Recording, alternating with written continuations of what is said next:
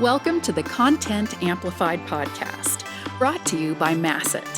Our goal is to help you get more from your marketing content. Each episode is a 10 to 15 minute interview with industry experts that share amazing insights to help you squeeze as much juice from your content as you possibly can. Here's today's interview. Welcome back to another episode of Content Amplified. Today I'm joined by Michael. Michael, welcome to the show. Yeah, thanks for having me, Ben. It's great to be here. Love it. Michael, I'm excited for the subject today. It's really fascinating, something that honestly I need to get better at. So before we dive into that though, Michael, share a little bit about your background. Let us get to know you. Yeah, sure. I usually like to tell my career story in three parts, right? Three chapters, if you will. So in my chapter one, my story, I like to call this the music years, right? I was actually working in the music industry doing something I really loved. I love music. I wanted to be surrounded by music. And I worked for a couple different companies for about 8 years, and it expanded doing things in business operations to eventually growing to be a VP of sales. I really enjoyed that, but I was forced, like a lot of people were in 2008 to like reevaluate things. And towards the end of my tenure of what I was doing, I started to dabble a lot more in internet marketing. It was kind of new to us as a company at that point in time. And so I kind of dove in and I was doing tremendously well with it. I really, really enjoyed it. And I just wanted to continue to ensconce myself in everything that was like internet marketing at that time, because I just had so much great success and fun doing it. So when I had to kind of look at reinventing myself after, all the things that happened with the economy in 2008, I actually decided to change teams and go from doing, business operations and sales to doing marketing. And that led me to my chapter two. And so like in my chapter two, I like to call it the agency years. I worked for about 13 years in digital marketing agencies and in-house at a couple of different companies, as well as starting to grow my consultancy kind of side hustle. And I started at first in SEO and kind of grew that because I just wanted to continue to absorb and learn as much information as possible. Took courses and cross-trained it with departments in social media and paid media and leadership as well. And as I was doing all of this and continuing to upskill, I was faced with my biggest challenge, which was my son was born. And he had kind of a myriad of different health issues. And so that kind of forced me to look at life through a different lens. And,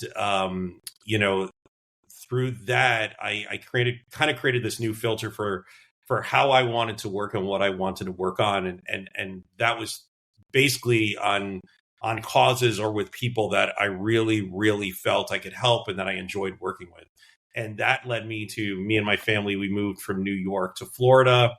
I worked in-house at an agency for a couple of years with like one of the best mentors I've ever worked with. It was a Google Ads trainer, and just learned a tremendous amount from him. And then also worked in-house at a B2B SaaS health tech company for a number of years, leading their marketing efforts. And while this was going on, the consultancy was just continuing to grow and grow until eventually I just decided, I just need to move full force into doing this myself and just working as I do today. My chapter three part of it is, I'm just a full-time fractional CMO and growth advisor, marketing consultant. I work in different capacities with different groups of people. But as you can see, my career trajectory kind of, I was going one way and then I just jumped teams and then it was kind of like a rocket ship in the other direction. And I think that a lot of the experience I got doing sales and doing business operation really helped me to excel in the marketing side of things. So I have a really good kind of foundational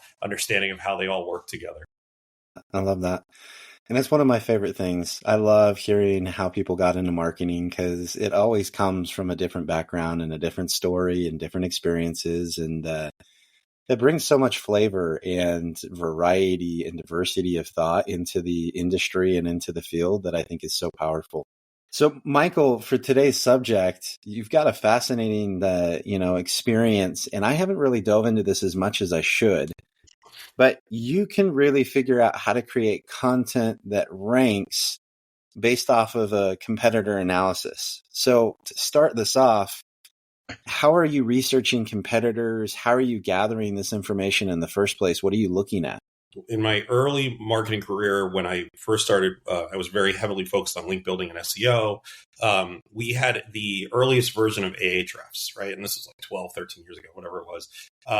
And I was kind of empowered to be the person that operated and learned that tool. And when we went to go, the company went to go speak at engagements like PubCon, which is a big SEO convention in Las Vegas.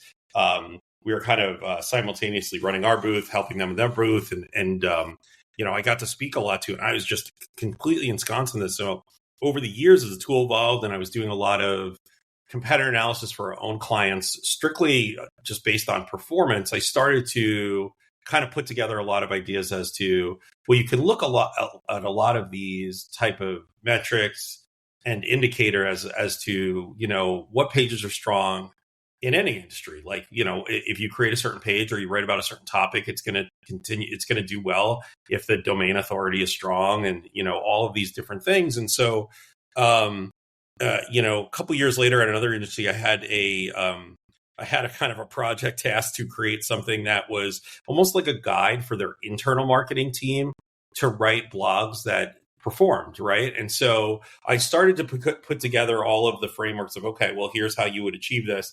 But I'd always been looking at like, okay, when I'm going to tackle anything, I'm always looking at who's doing it really well, competitor analysis. And there was, a lot of ability to do that with Ahrefs, but I was like, that really only took it so far. It was very detailed in a lot of technical SEO aspects and things like that, but there's so much more to it than just that, right?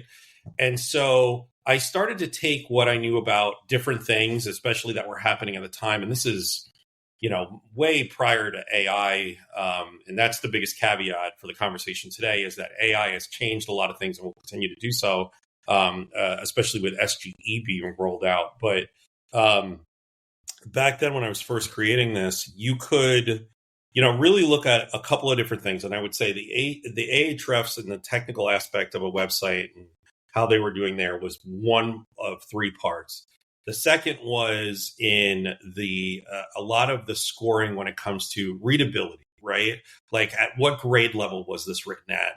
What's the readability score? How many words are on the page? And you started to see people like really, really write a lot about this, like Brian Dean and I think Rand Fishkin and all these really big names in SEO that were super knowledgeable and had done tons of research. And I just started pulling it because I'm always a student of the game, right? Like I really spend a lot of time every week and have for years collecting. I do a weekly LinkedIn post that's like all my favorite things, that tips and stuff like that. And I I always make sure that I spend time learning, studying, upskilling. And so I've been pulling all these ideas from all these different sources, and it started to form this idea that, hey, let's put it on a page, let's put it on a graph, and let's start comparing these things on different pages, right? And so I developed a kind of like a spreadsheet, if you will, that would take the people that were ranking for anything at any given time. Usually I like to use Ahrefs for this because it would summarize like the last 30 days of rankings, for example, right? A snapshot of a ranking is never really what you want to rely on anybody's computer on any given day.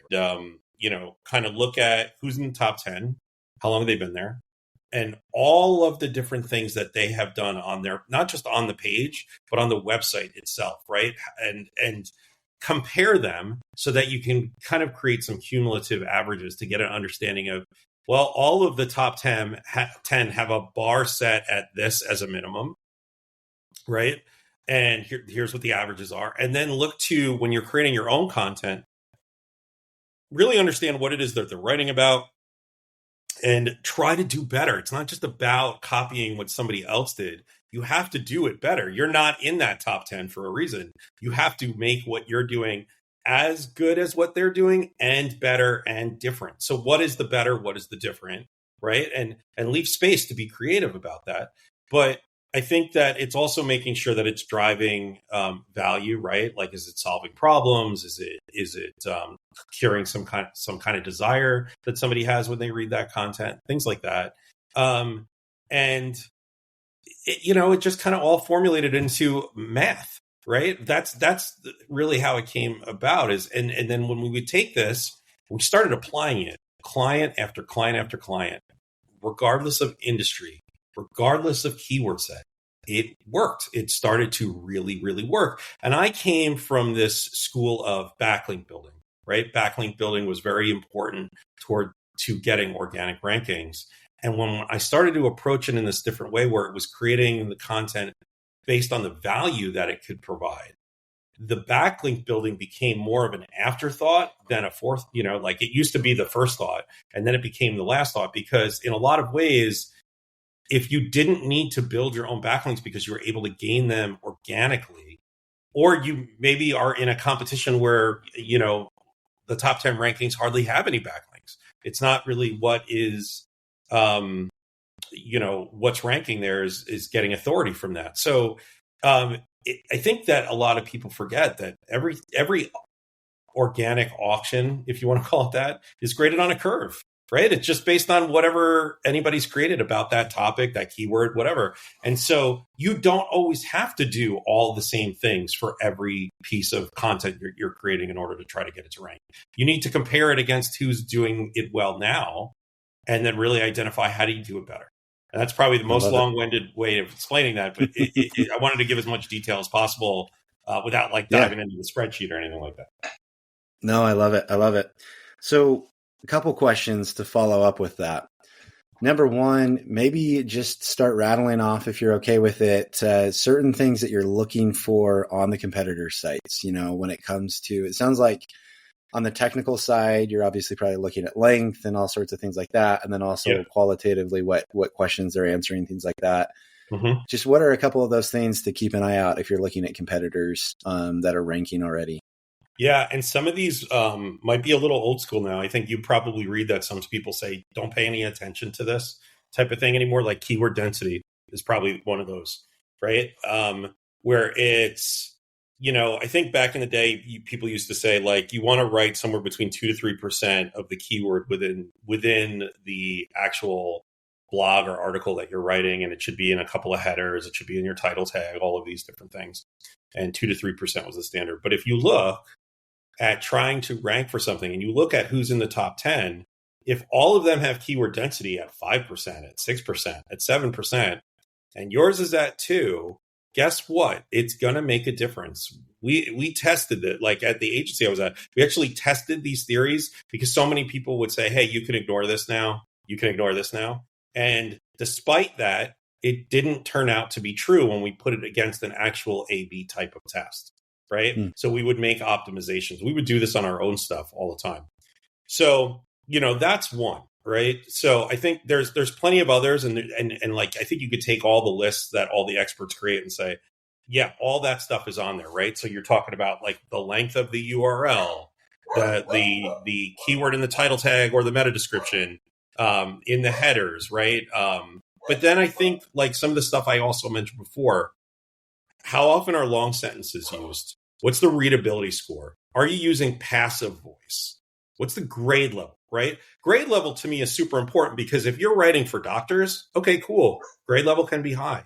If you're writing about, I don't know, pest control or something like that, you don't need to have a 12th grade reading level, right? And that matters because if you're writing at a very high level using really long syllable words and things like that, people are going to bounce. As we know, bounce rate is an indirect ranking factor, right? So like these things all correlate to each other. So tracking what is everybody using when it comes to these different reading metrics, also super important. Keyword variations, right? Like, for semantic indexing and things like that. What else is being used on the page? Where is it being used? How is it being used? Word count. Seen tons of articles about ideal word count. That can matter, but it's not the only thing that matters. So like, this is why I mentioned all of these things formulate a score and formulate averages as you took. And like, we would use that. We'd create a scoring rubric to kind of identify, okay, here's the minimum metrics we need to hit. Here's the ideal metrics we want to hit. And if you know that going into the writing, it helps, your content creators understand, well, this is when I'm creating, this is what I need to do. I need to make sure that this is it. And then the technical stuff is super important too. Page speed, right? Like There's all mobile friendliness, and like that was a big thing back in the day, like making sure that you had a mobile version of your website that loaded quick. Those things are still super important, right? But yeah. I mean, you could go so far as images, right? What images are being used and how are they stock images that don't add any value? Could you replace a stock image with something that is data storytelling and easy to understand, right? Things like that. So, I mean, it goes in depth, but that's a whole bunch of them right there that can really help you look and compare at who's ranking and how they're doing those things. You start to get an idea.